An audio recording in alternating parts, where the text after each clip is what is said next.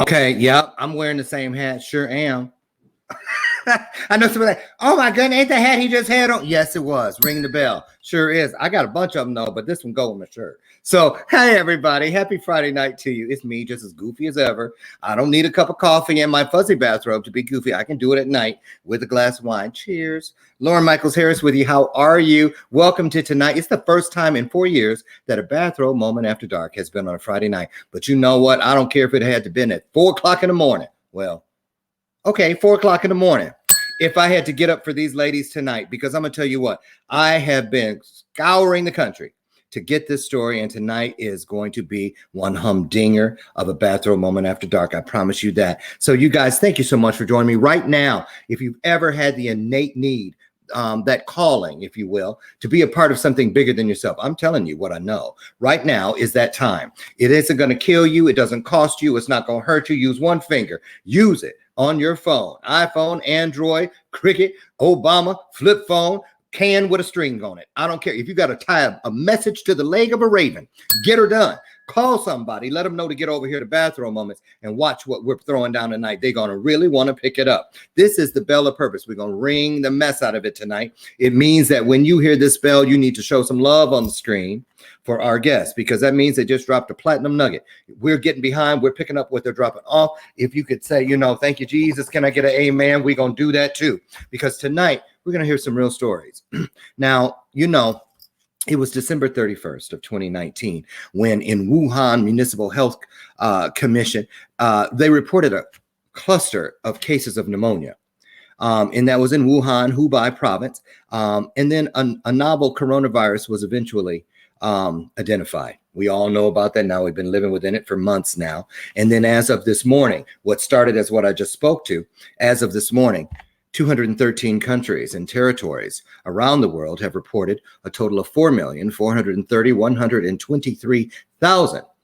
I'm going to say that number one more time. I didn't even know I could keep them numbers straight, but I can. 4,430,123 confirmed cases of the coronavirus, COVID-19, with a death toll thus far of 298,180 deaths. And so why are we here? A couple weeks ago, I started, which is a 4-part series known as Forgotten Voices. The first one you saw was a 90-minute special 2 weeks ago, aired right here on E360 Television, Bathrobe Moments. As of this morning, it had over 8,000 views. And I know tonight's show will be no different. We spoke to 19 children from the ages of 4 to 24 across the country. The voices that no one's shoving a mic in front of their face, asking them how they feel, what they think, and what they know about this thing known as the pandemic. So we did it. So because no one else was doing it. And tonight is no different. We have some nurses who, what really, Sherry was the first person I reached out to. And what really shocked me and how I knew this was going to be something that you could never in a million years have imagined was, here it is, when she said, whatever you do, don't call me a hero. You know how we see that all the time about our frontline workers. And I was like, I'm telling you, she messed me up with that one. She really did. And I was like, well, what do you mean? And then she broke it down to me. She said, when you work a 12-hour shift or however she said it, she says, and you're holding the hand of someone who is passing away from this virus and no one that they love can be there.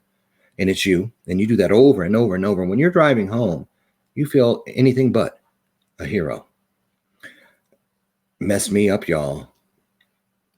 I'm telling you, I have family members, I have clients who have lost multiple family members. I have family members that have been to those car funerals and all this different thing. And, in a couple of weeks from now, we're going to have part 3, which is voices, forgotten voices, where we're going to talk to the morticians who are doing all these embalmings and doing all these things with car funerals and all that. And then 2 weeks after that, voices from the inside, where we're going to talk to some correctional officers in men and women's prisons, an inmate who has been released, who is COVID-19 positive, and 2 that are still in there. One is positive and one is not. And we're going to talk to them about what we're not hearing in other places. So that's what we're up to. That's what we're doing. And before we get these guests in here tonight, I wanted to share something with you. Let me go back. Wait a minute. I'm going to share the screen and show you something that some other nurses in the world were doing. And then we're going to ask our nurses how they feel about it. This is frontline nurses in COVID-19 pandemic. They find solace in something called hope huddles. And I love what people do to make the world a better place, no matter what. And this is no different. Take a look. Come in through the emergency room. The husband was extremely sick and had to be intubated and put on a vent, and he was sent to the medical ICU. The wife ended up also getting sick, and she was put on the step-down unit, and they were apart for 10 days. They weren't allowed to see each other, and the husband was in critical condition. As of today, both the husband and wife are recovering, and they're in the same room and hopefully going home soon.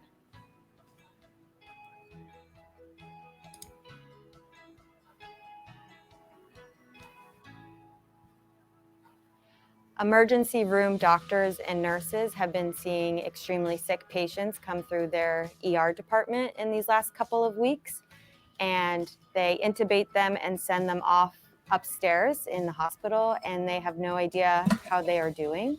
And they know that I am a float nurse, so I work up on the floors, so I see those patients, and they're constantly asking me how their patients are doing. They remember every single one of their patients that they have intubated. So I came about with the idea for a hope huddle so that we could share the good news of these patients who are able to get extubated and off the ventilator. To hear from her late last night with this amazing idea, once again, makes me think so much of her and the way she thinks about her coworkers and her patients. Spreading a little hope is everything to the doctors and nurses right now. We're really desperately trying to see the light at the end of this tunnel. In the last couple of days, we had, 5 patients that came off of respirators. The staff was cheering. And so it was actually like a celebration. And it's just a time of camaraderie, and we're all kind of rallying together and just checking in on one another and making sure that we're taking care of ourselves as well as taking care of everybody else. These are really scary times. It's scary to see the patients come in so sick. So I think if we start to hear the positive outcomes that we are achieving here at Lenox Hill, and if we hear that the patients are getting better, they're coming off the ventilators, and they are getting sent home, that will give all of us a little hope and a little light that we need right now. We'll get through this, and we're going to get through it together. Beautiful, beautiful, beautiful, beautiful.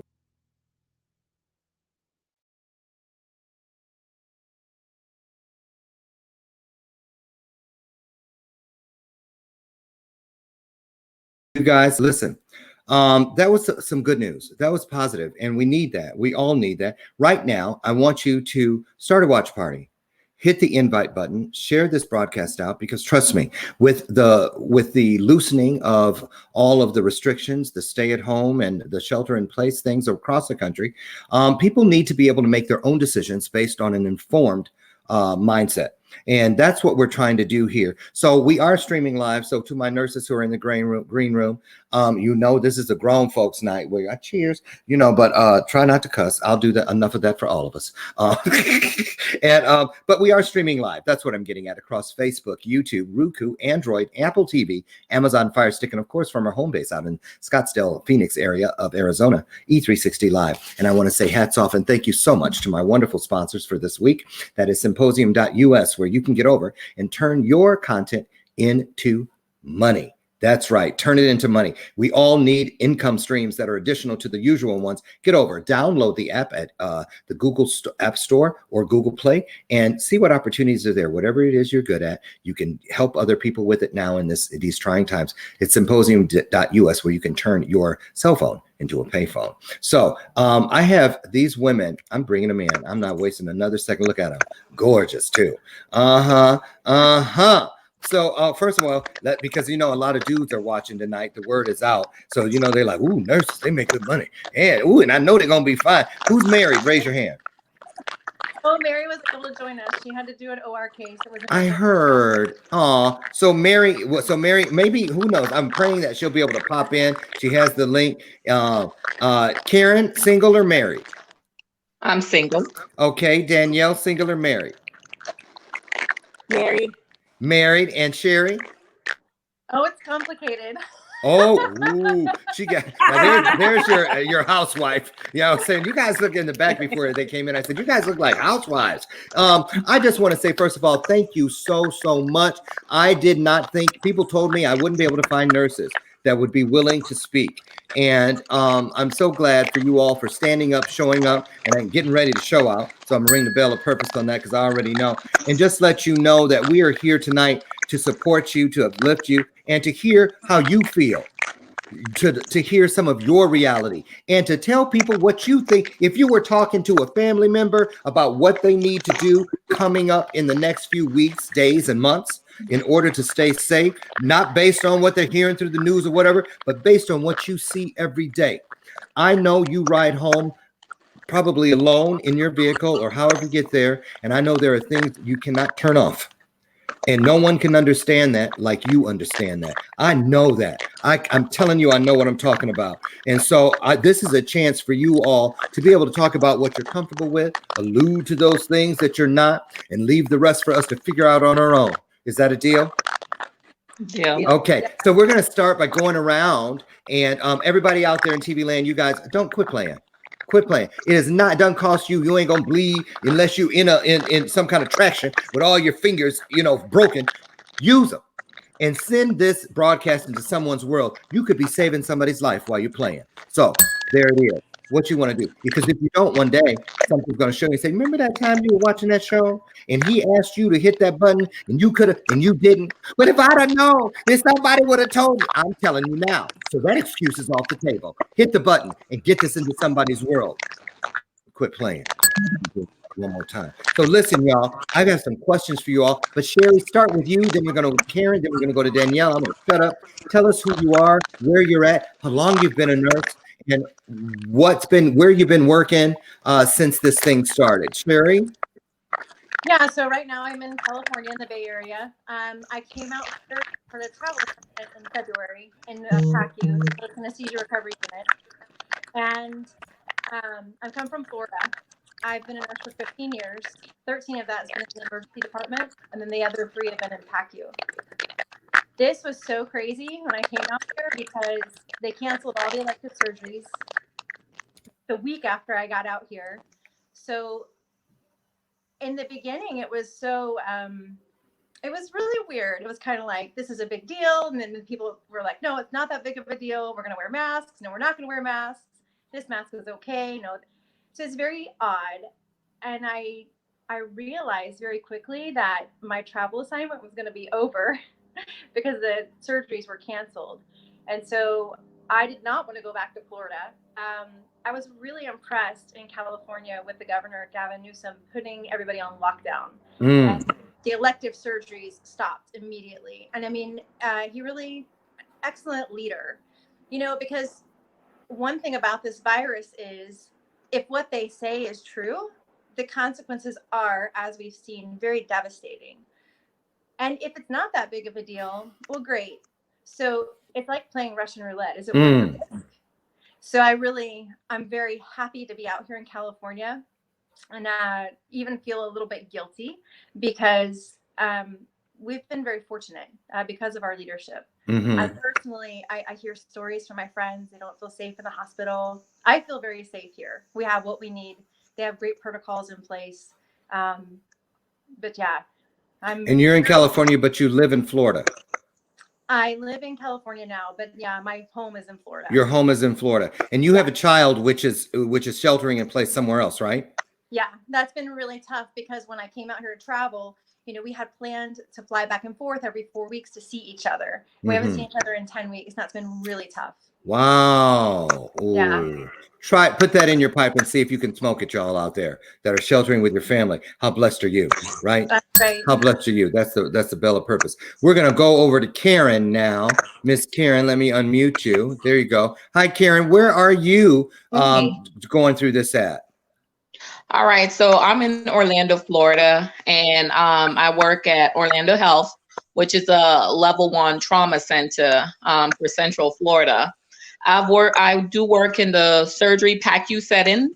So been with the same organization for over 15 years and been with PACU for over 4 years. And as far as our COVID-19 protocols, I think our hospital did a really good job. Normally we do around 90 surgeries on a daily basis. They cut most of the electives and we're only doing urgent. So we end up doing anywhere from 30 to 40 cases during that period. The only setback to that was that because of the lesser cases, a lot of nurses, other staff were sent on redeployment, pretty much sent home, and for that period of time.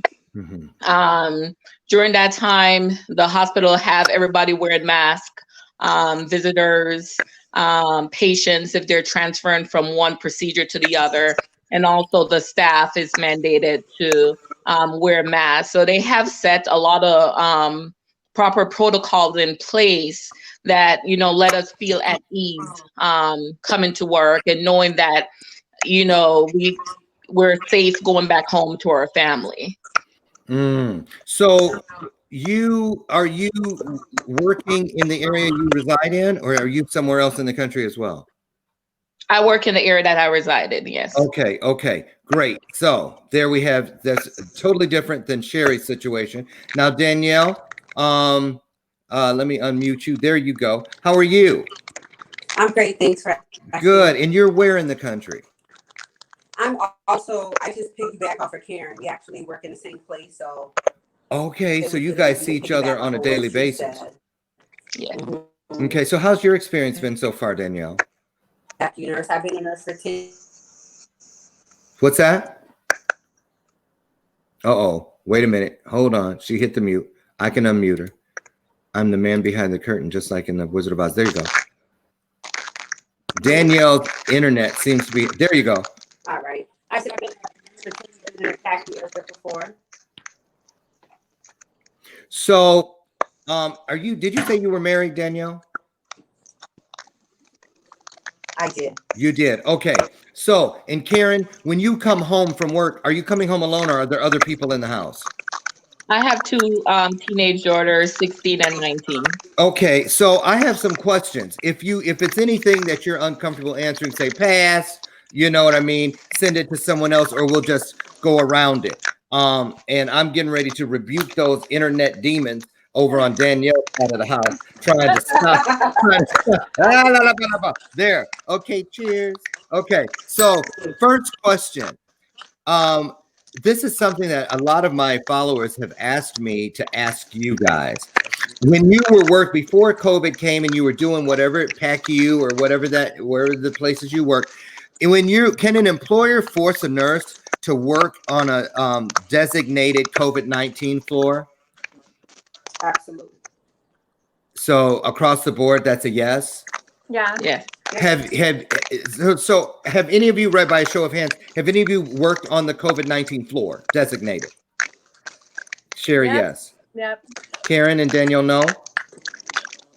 We work in our unit is specialty, which is surgery. So if the patient does have COVID-19, we have to follow the proper protocol. So we do deal with COVID-19 patients, Okay. but we don't work 12 hours with that same patient, unfortunately. I get it. Okay. Same for you, Danielle, because the same place. Okay. So next question. How difficult is it to work within that PPE, that personal protective equipment, for the hours? Because how many of you work 12-hour shifts? Anybody? Oh, okay. So across the board, 12-hour shifts. So you have to keep that stuff in place the whole time. I know when I go to the grocery store and I have a Mickey Mouse one that's made from some stretch material that fits me. I'm not like, hello, Luke Skywalker. You know what I mean? Like, you guys are behind that real stuff. And I've heard that it is not easy. No, it's awful. Yeah, sometimes you feel like you can't breathe because after, a couple of minutes, it's like you feel like you're suffocated. So at times I have to pull away my mask, get a breath of fresh air and then replace it back. After my first shift in the ER wearing that PPE, I walked outside and took that mask off, and I was like, my God, how things have changed. I used to love clocking out. Now I just love taking that mask off to breathe. It's a lot of work, huh? Oh, yeah. You want to know the most terrible thing about the PPE, Loren? Is the way that it disconnects us from our patients. We used to be able to touch people and, be available. And now they can hardly hear us. They can't see our faces. So you miss a lot of that exchange. And you feel even more, it just feels even more, there's another barrier there when there's already so many barriers when you're in the emergency setting or the surgery setting, these specialty areas trying to provide, critical care. Sure. So has anyone here actually been with someone who is suffering from COVID-19 who has passed on and you were there with them during the transition? Anybody? Yes. You Sherry? Yes. Sherry, did you feel like you should pull your mask off? What does that feel like? I know this person is looking at me behind the mask as they leave. I was suited up in almost like how they suited up for Ebola. It was really crazy. In those pappers, and they definitely couldn't really understand what I was saying. And I had a hard time hearing them too. And it was horrible, just disgusting that it's bad enough that they're alone, but they're just alone in this, just completely, almost like you're in a spaceship or something. It's just surreal. I can't, I'm beginning to feel that what happened to me today was because of this show tonight. About a year or so ago, I had a blood clot in my leg traveling. I'm flying a lot, right? And I was waiting on the list to get my knee replaced, so I thought it was connected. And anyway, a couple days after that first one, and they took me off anyway, I was at a home show and bent over to sign up for some free stuff and got all dizzy. Hello, boy, blood clot. I told my husband, blood clot, get me to the emergency. We got in the car. Don't stop at any lights, because I felt like my body was shutting down. It was really a panic attack. And you know how you go in the emergency room, like, I'm dying. Mama, I wanted to see you, but I didn't mean this soon. And then 10 minutes later, you're walking out because they gave you a shot. And you're like, sorry, y'all. Right. So this morning, I was on a coaching call, and it felt like something was happening. And I was like, my heart was pounding. And my husband said, I took my ADHD stuff. And he was like, calm it down and lay down. And because I was thinking, to me, it's like anytime something happens outside of the normal for me, I'm thinking the upper room. Oh, bringing in the sheaves. Right. I start reaching for every church song I know. And but to be serious though, it was a scary moment. And so it made me think about when you were talking about holding hands with people, that when it's the real moment. And I'm like, you know what? This is stuff that no one could ever imagine what it feels like. And you guys are there. You're watching people come in. And I've heard this. Tell us talk about this for a second. I've heard people say that when they come in, you can tell they're one or the other. Mm-hmm. They either walk in looking normal and then boom, it's on them. Or they walk in looking like they died 10 minutes before they got there. And they get intubated like 10 minutes later. Yeah. How do you feel now when you see these things? Have you become used to it, numb to it? You have to do something to keep your job. Danielle, I see you shaking your head. Let me unmute you. Does it ever become easier than it was on the first? No, you don't become. I don't become numb to it, especially working in the packing area. It's unlike versus ICU where you're constantly having patients dying on you. So it's definitely something that each patient, you still get that feeling of sorrow. You get that nervousness. You know, you just every time it's that same. Every time. It's not.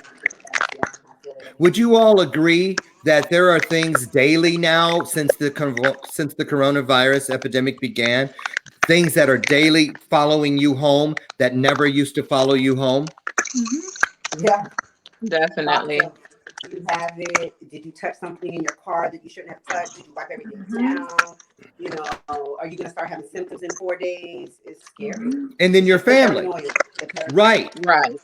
So do all of you have like that D whatever you call it, D whatever, you know, people come in, they take off their stuff, throw it in a washing machine, do all this stuff before they walk into another area where everyone lives. Do you all have those safeties in place? I know, Sherry, you live alone, right? I have roommates. You have roommates. So do you have to do that too? Yeah, so my hospital provides scrubs provided by the hospital. So I just go to the hospital in my clothes, change out to those scrubs, and then take all that off. So when I go home, I have clean clothes on. Same for the rest of you too? What I do, when I pull into my garage, I strip there, take everything off, and then I have a basket where just for my work clothes. I don't even mix my regular clothes there, and then walk straight to my bathroom and take a shower. Wow. Danielle, what's your process? Similar. I everything goes straight to like an extremely hot shower. Wow. So when your clothes that they're in bags in these sequestered areas, do you wash them there or do you send them out? I wash them. You wash them there, but I wash them there, but I wash them separate from my regular separate clothes. from the rest of the family stuff. Okay, yeah. I get it. Listen, who can speak to this for me? Perhaps maybe one or two or all of you. Could you replay or relive for us somewhat the chain of information, how it was passed along once this truly became real for us in the United States? Because you know how we heard stuff. I know how it was for us. We were like, what the hell? You know, I was like, I'm serious. I was Medea from Tyler Perry. I was like, my husband, because he's a psychotherapist. Honey, do you think we should start getting some toilet paper or something? I was like, boy, please. I got 8 rolls of toilet paper. That lasts us 3 months. I ain't worked. 2 weeks later, I was getting up at 4 a.m. to get up to the grocery store. So I was at the front of the door when they opened it up. And then I went out and changed clothes in the car to go back in and rebuy in case they recognized me. So, okay, I turned it around. But how do you all feel from when you first heard grumblings of it at work? Did you hear about? You remember when it started? You know, before it was real, when it was coming down like a train, you hear it in the distance. How is it now compared to what people were thinking when you first heard it? Well, when it first started, you have a lot of the employees there that was like, you know, not taking it serious. You know, I'm a germaphobe. So as soon as I heard about it, I was walking with a regular surgical mask around the hospital. And then you'll have some of your coworkers being like, why are you doing that? You know, this is past. This is just like the swine flu, you know, why are you it's not that serious. And I'm like, oh, well, no, it's serious to me. So when it comes to people dying over there in China, I'm not taking that check. So until I rule out differently, I'm going to try to protect myself. Better safe than sorry. Right. Excuse me. Let me unmute Miss Danielle if I can do it. What's going on? Danielle, I can't unmute you. Hold on. Can you unmute you? There you go. Well, no, now you're muted again. There. Wait. Hold on, you guys. Bear with me. Danielle. There. Danielle, can you hear me? Yep. So I don't see you, but I hear you. I think you turned your camera off. What how was it for you? No. Oh. Yeah, she messing with her phone. We're going to come back to you and go to share. There you are. Okay. How was it for you? Okay, so my fatal flaw is that I am insanely optimistic. And so I maintained that optimism in the very beginning and tried very hard to believe that everything was going to be okay and people were overreacting. And what really flipped for me was that first patient that I took care of that died alone. And that happened very quickly in the process. And once I saw that and experienced that, I realized that this is something really serious that we have to take seriously. As uncomfortable as it is, we have a social responsibility to each other to keep each other safe. And that this is definitely something bigger and greater than what we know. And it's really scary. You know, I'm going to try to unmute Danielle again. Let me see. I don't know why. What's going on with you, girl? I need to pray over you. Hold on. Honey, give me some holy water. I got some, look under the counter in the kitchen over by the Clorox. Okay. You see, look. Say something, Danielle. Say something. Hey, how you doing? See? Just the threat of it. So, Danielle, what was your experience? So one of my closest friends I talk to daily lives in New Jersey. She works at a hospital in New York.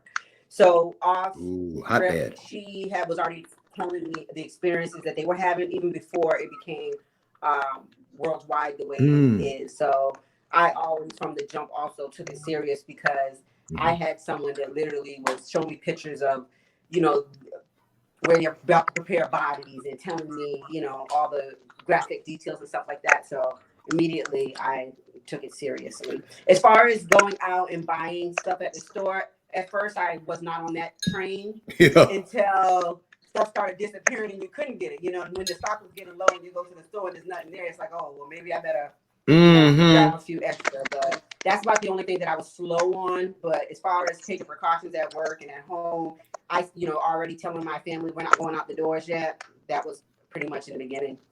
I see. Before Okay. Yeah. And now, it's not just the stuff it's not that people are hoarding anymore, but I see these little and I know everybody at my grocery store. I mean, I'm all back up in the meat department, the wine department, all back up in the employee lounge, sitting and kicking it with them all the time. As my husband, nobody goes to the grocery store with me because I'm in there for hours. So I started seeing these little signs everywhere, out of stock per manufacturer. And then they said, yeah.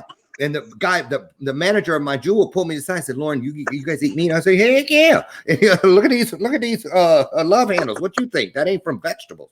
And anyway, he said, well, you need to start stocking up because it's going to go sky high and we're going to have to limit it in a few weeks. This is coming up like in the next 2 weeks, he says. Why? Because just like when you look on I went to get Swipper sweeper pads and they were gone. There wasn't even a Swipper sweeper handle. I was like, what the hell? And they said, because it's not that people are hoarding them. There's nobody in those factories. They're out.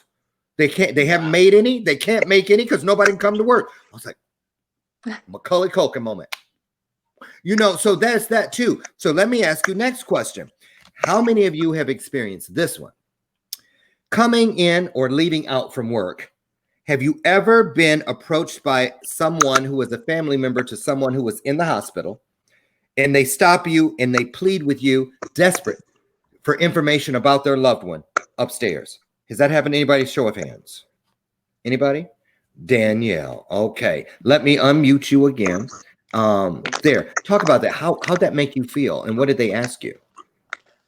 So it wasn't regarding a COVID-19 patient or a patient that suffers from COVID-19. It was a trauma. We are like parents that are level 1 trauma center. So the family members loved one was injured traumatically, and they couldn't come in. There's no visitation, so there was no one that could go into the hospital because of the regulations. And it was heartbreaking. I mean, you have multiple family members. Their family member just got shot. They don't know what's going on. And they're begging him for some type of information that you just can't provide. And it's heartbreaking. It really is heartbreaking. I put myself in their shoes. You know, I didn't even think about that. It's not just COVID family members. It's any family member. You know, somebody having a baby, grandmama had a heart attack or a stroke, a car accident. You can't come in there.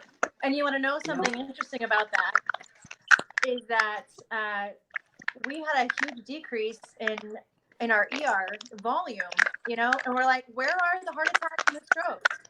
And so what this means is that people who should be going to the hospital, number one, they're scared to go in because of COVID. And then number two, they don't want to go in and be alone.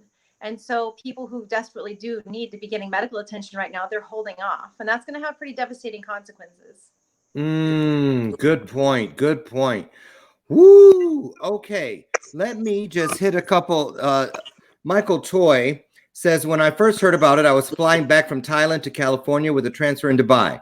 I flew that one that I've never flown, Emirates, home, and half the people in Thailand had masks on at the airport. So I knew something was going on, and people starting to whisper like it was a horror movie, but the killer was this germ.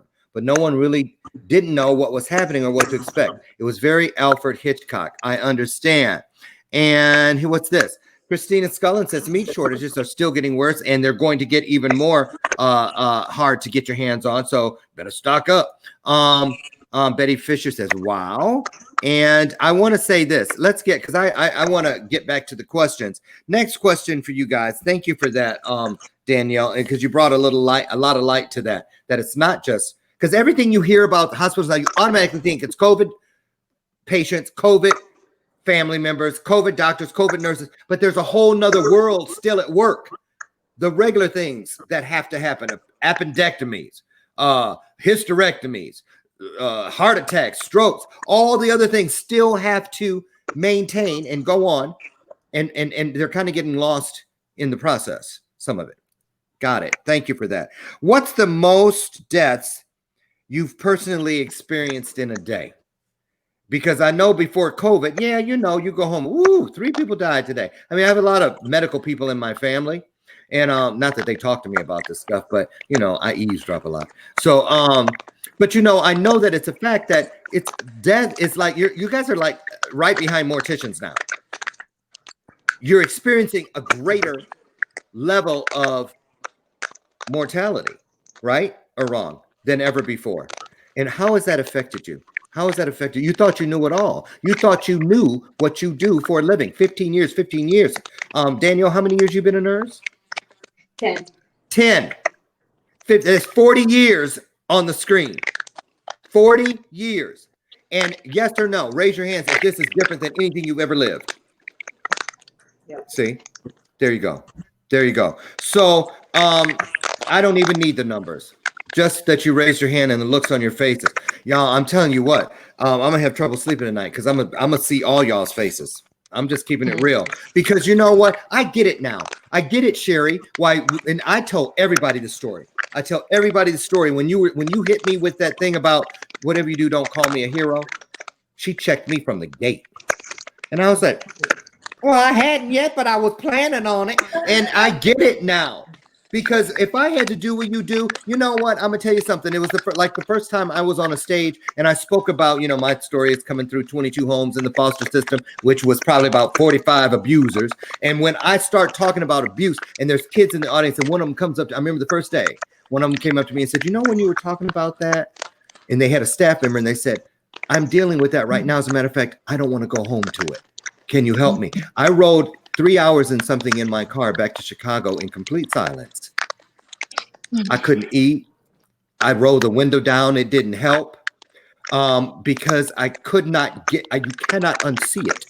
You cannot unhear it and you cannot unfeel it. So when I asked you at the top of the hour about when you ride home or you going home, those things that follow you, you know what I'm talking about. Mm-hmm. There was a movie once called, remember with the medical students that all purposely went under and killed themselves. And then when they came out, they brought stuff with them. Do you remember that? It's kind of like that. You remember that, Sherry? Flatliners, yeah. Flatliners. It's kind of like that. You drag these things home with you. You probably have had dreams and you wake up in the middle. I mean, I know there has to be. And this is the stuff that no one knows that you deal with. There, you know what? They can't pay you enough for what you have that you can never unsee and never unfeel. Right or wrong? Can I get an amen up here? Let me get over there. I got that one ready. I got that one ready. I ain't even playing with it. And that's what I wanted people to know. Where is my I got it. Oh, there it is. Can I get an amen up in here? Right. Because I mean, these are things we're not hearing on the news. These are things that, you know, you governor come up, they talk about FEMA and Dr. Fucci and everybody else, but nobody's telling your story. It's all about, oh, put some things in the window. Give them a round of applause as they walk down the hall. This and the other. But no one is with you. There is a place, you guys. We know what it is when you're in between waking up and going to sleep, where it's you and what you believe to be greater than you. And you know you're laying there. You really think you sleep, but you know you're awake. And you start thinking about it and feeling it before you even get back into your world. And that's why, now that's where I uplift you guys, because I know there's no way I could ever walk in your shoes, ever. So I just wanted to get that out there. So I want you guys to think about it. It's still not too late to start a watch party. If you just joined us since the top of the hour, you have stepped inside tonight's Bathrobe Moments After Dark episode. I'm your host, Loren Michaels-Harris, and I have Sherry Randall, Karen, and Danielle, all nurses around the country who are doing whatever they can to keep us safe. And we're talking about that tonight. Next question, ladies. How many of you ride home in silence? It's better to be in the quiet. Whereas before it used to be Sirius XM and that's my jam, you know, on the way home. But now it's just, have you found that things that were just everyday things for you or occurrences, part of your routine, just aren't cutting it right now? Anybody dealing with that? Yeah, Danielle? Talk about that. It's, you listen to songs that you, well, for me, I have my playlist that I love listening to, and you hear stuff and it just hits different. You start crying and you're just like, you know what, you turn off your music and you just either start praying because you're just thankful for where you're at versus what you know others are dealing with. And it's just sad, you just want to turn it off. And for me, that's my time to let out that ugly cry. That ugly cry, because you feel it. Do you guys feel a certain level of responsibility where you feel you can't let it out because people expect you to be kind of right here with it because, you know, you should be used to it or whatever it is? You do, don't you? Yeah. Oh, that's another one of those things that no one. Sherry, what do you want to say here? I wanted to say on my way home, especially initially, I'm at a different facility right now, but initially I was in this hospital where the patient demographic was very sick, and so the COVID cases were a lot higher. And I would go home running through every COVID room that I go in. Did I really have that gown on? Was that mask tight enough? Is there any possibility that I have any of this on me right now? And it was it drove me crazy. It's it's anxiety provoking. And Karen, you shook your head too. Yeah, for sure. You always want to make sure that, you know, like what Sherry said, you always second guessing yourself. Like, you know, did I follow all the correct protocols? You know, did I make sure I do my test before going into a room? So you always have those stuff in the back of your head that, you know, you constantly think about on a regular basis. How often do you all as nurses on the front line go, because every time you go through those doors, I mean, I know people not like, if I ain't bleeding out, don't take me to the hospital. I'll take my chances at home. You know, get me a voodoo, a witch doctor. I don't care. Just don't take me to the hospital. And you know, this morning when I was having my panic attack and my husband was like, honey, do we need to go to the hospital? Hell no, we don't. Do I look like I'm bleeding out? Right. Because I'm shoot. Look, so you guys, I know I'm laughing about it, but it's the truth. Do you guys ever fear? I mean, do you feel people being standoffish to you? I know we're all social distancing and whatnot, but have you found people that be like, oh, Sherry, oh, you know, I can't talk right now, Sherry. I'll call you back. It was that Sherry. You know, she probably got that shit. You know what I mean? Yes. Yes. Yeah. We cannot. I will not. Right. If I have to go to the store after work and I have my uniform on, I mean, even if it's a clean uniform that I didn't wear, People you know, like, I can't. People are like, exactly. Yeah. we I love mean, it, but go ahead, Karen. I went to my mom's house the other day just to see her, and she acted like I was something from outer space. Like she had to make sure that, you know, she had a mask up or before I could even Look, come in the house. Karen on one side of the door. Mama, it's me, Karen. What you want? Leave it on the porch. I'll get it later. She took a good 10 minutes before she came to that door. Did she treat you like a Jehovah's Witness? Get down. Don't let them see you. Right. Lord forgive me. So look, oh my goodness, but that's real. And these are things you deal with. I mean, we all have talked about how it was at the beginning when you go out for a walk and you didn't know what to do. When somebody coming down the street. Oh, you know, and we saw people, my husband had a woman turn around and run like he was Freddy Krueger. And he's white. I mean, I get it if they turn around when I'm cooking. But him, I was like, what? I said, how I make you feel? You know, so anyway, it's a lot of us have dealt with a lot of things that we've never experienced or never thought that we would ever experience. My next question, ladies, is this. And Sherry, we know how you feel about this, but the other girls, how do you feel every time you see your peers and you know, other nurses and frontliners, first responders around the world being touted as heroes? Do you feel like one? How does it help? Does it hurt? What is it? Or is it a personal experience? Karen, why don't you start? Well, when it comes to I don't consider myself an hero because at the end of the day, I'm doing what I love. I love going there and taking care of patient, and I give my all during that 12 hours. So I just consider it a passion versus me consider being a hero. Okay, great answer. Danielle, okay, you did it. Okay, you know how to do it. Okay, go ahead. How about you? I couldn't hear Karen's answer, but for me, as far as the hero goes, I feel like everybody that is working during this pandemic is a hero because at the end of the day, they're risking their lives. Honestly and truly, you know, for me, it's part of the job that I kind of. Sherry? Yeah, I think it's great that the community has come together and acknowledged that the nurses, the doctors, the respiratory therapists, the radiologists, the housekeepers, everybody who keeps the hospital functionable so that we can treat patients. I do love to see the community supporting that. Absolutely. I do still stand by. Do I personally feel like a hero? No. Right. But it is beautiful that it's being acknowledged. But we've been heroes forever. That's right. Right. It's just now that people are starting to acknowledge it. And you know, at the beginning of this, I saw something someone posted on one of my pages that really stuck with me. And I agree 100%. I was like, whoo-hoo. They said, you know, when this is all over, I don't want to see the Academy Awards. I don't want to see the daytime Emmys, the Tonys, or the Grammys. I don't want to see stars and singers walking down those red carpets. I want to see the dollar store cashier. I want to see the fireman. I want to see the nurse. I want to see those people that have given us what we need to get through this, walking down there. And I'm raising my hand and I'm saying, put some love on the screen right now, everybody, because I'm saying that's what I feel ought to be, because all of you have kept us.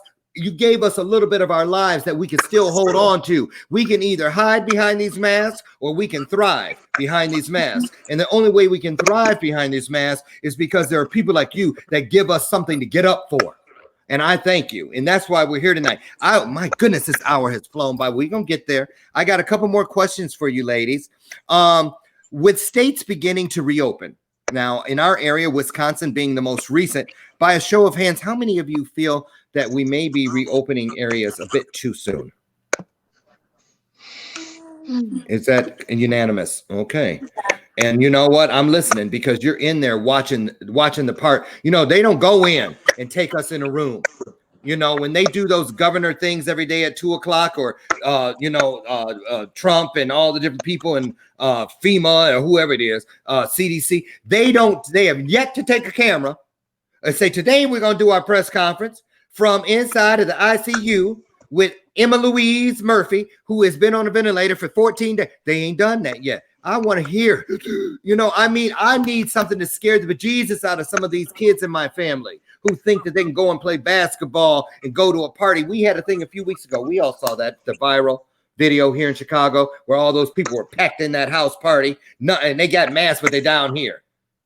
Stuff like that. And people are moving. Wisconsin opened up, I think, Wednesday, and I heard it on Alexa this morning, and it sounded like there were 1 million people were in that bar.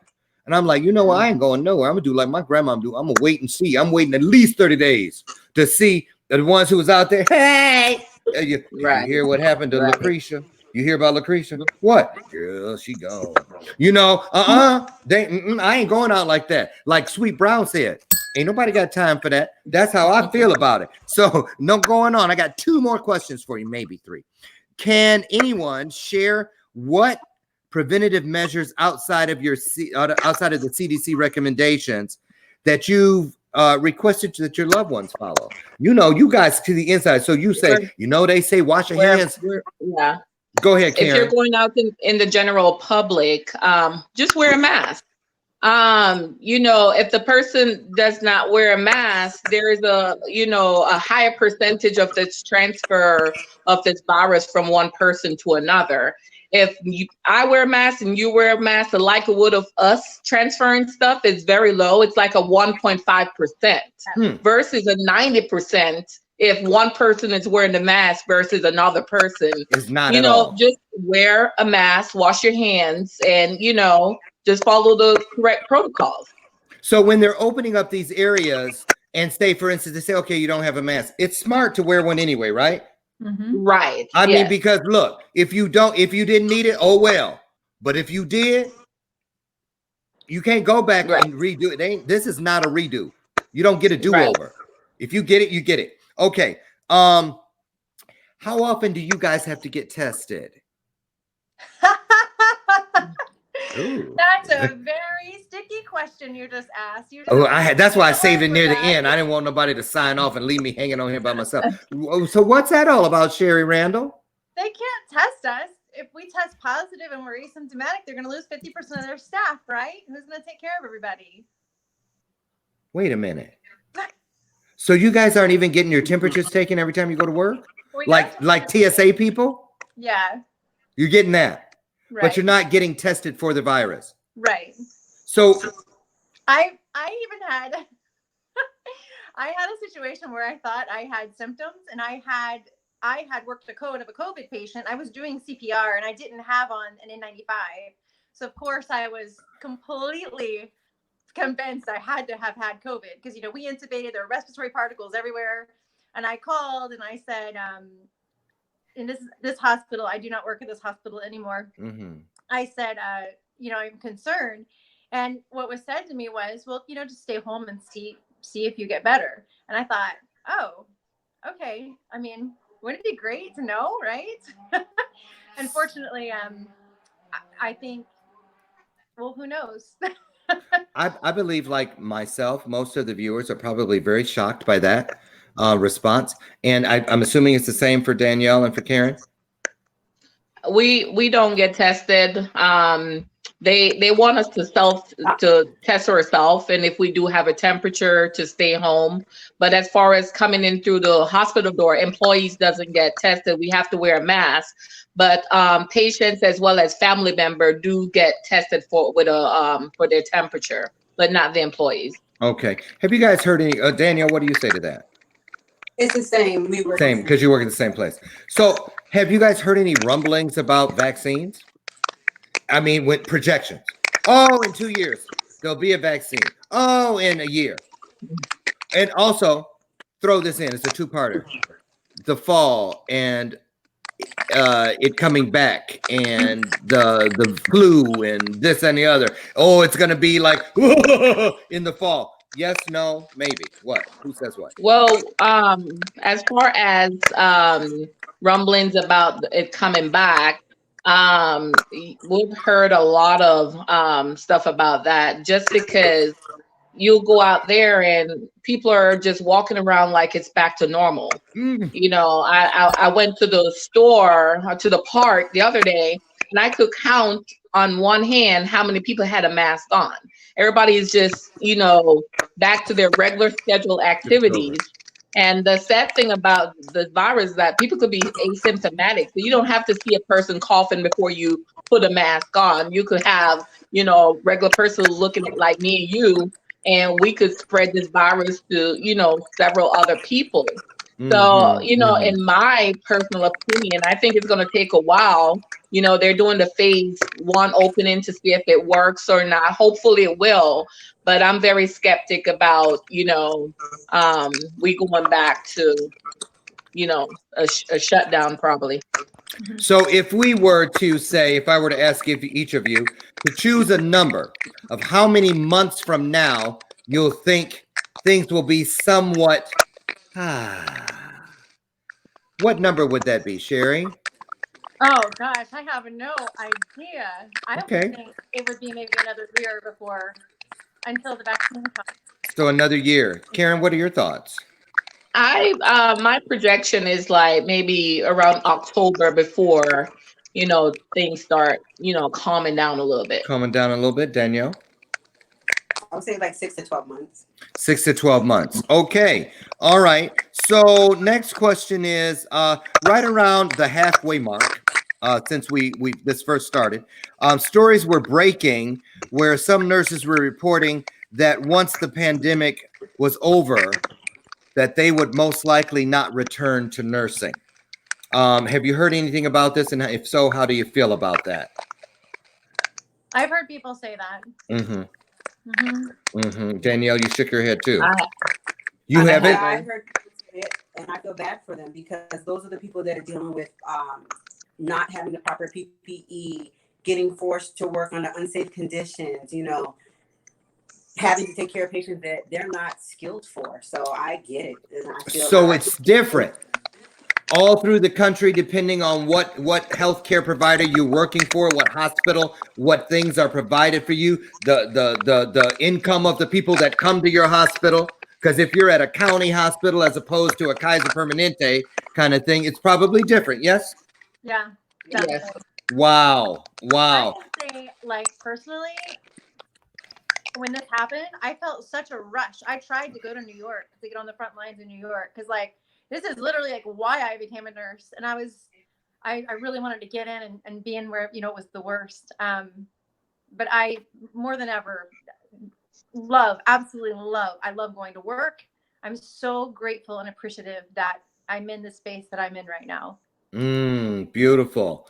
Ladies, and it's okay because I already talked to the network about if we went over because they know me. I ain't never on time. So I have a final question, and I want it to be at each. We're going to have 4 parts, like I told you. We had the kids, now we have you. Then we're going next in 2 weeks. We're going to have the mortuary services people, and then finally people within the system, COs and prisoners.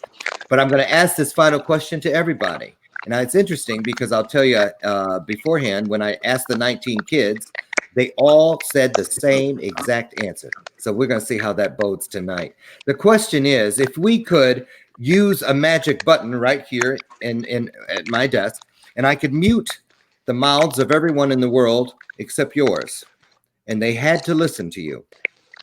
Based on what you've experienced since this began, COVID-19, what would be the one thing that if everyone could hear you, you would say, you would tell us, you would share with us? Why don't we start with you, Danielle? Take it serious, take precautions, and be safe. Take it seriously, take precautions, and be safe. Absolutely. Karen? It's not fake news. It's real. People are dying, not because you haven't or have a family member that have, you know, encountered this virus. You feel that it's fake news. It's not. Take this seriously and be safe. Yes. Okay. Sherry? I agree. It needs to be taken seriously. And what I would say to everybody is we have the power. Everybody in society has the power to stop this progression and for us to get back to normal faster. And it just, we all have to take, we're all uncomfortable. This is not fun for anybody. But if we could just hold out and be responsible, it would be better for everybody. I agree. I agree. Thank you all. As we get out of here, one final thing. As by a show of hands, I asked this to all the kids too. How many of you have known someone in your personal realm, friend or family, someone outside of a patient, if you will, that has been tested positive for this virus? By a show of hands. Everybody. How many of you have known someone that has either passed away or a family member within someone you know closely has died from this? All of you. Not patients, real people in your lives. Wow. Yes. Wow. There it is. There it is. I thank you all. I honor you. I uplift you. I thank you for understanding your calling, because what you do it's not a job. It's not a career. It is a calling. I know that there are no mistakes in this universe, merely blessings and miracles that are in the making. And you all are proof. I can't tell you that we cannot do what you do. You were chosen for this, and you chose in return to do this. And so we honor you, we uplift you, and we thank you for understanding your calling and for showing up every day and giving us a way to stay alive. Thank you so much. God bless you all. Thank you for having us. Thank you. I appreciate you. Sherry, thank you for helping getting these ladies here. It was great. If there's anything Bathrobe Moments or Loren Michaels Harris can ever do for any of you, all you have to do is call. I guarantee you I'll be right there. Definitely. Thanks for the offer. Thank you all so much. Thank you. God bless you. Bye. Oh, wow. Thank you. You guys, that was absolute awesomeness. I want to thank all of you. I took you over a few minutes late, but you know what? So be it. Share this out. Get it out there. Let people hear what these wonderful people had to say. These wonderful women, these warriors out on the front line, forgotten voices. No one's gone in and shoved a mic in front of their faces, but we did at Bathrobe Moments. And thank you to E360 Television and for my sponsor, Symposium.us, for standing behind me and promoting what we're doing here with this 4-part series, Forgotten Voices. I'm Loren Michaels Harris. I'll see you back here in a couple weeks when we speak to the funeral directors from across the country who have a lot to say about what's been going on from their end of this story. I'll see you then. Keep in the meantime, remember, in order to be the blessing, you've got to see the blessing. God bless you and stay safe.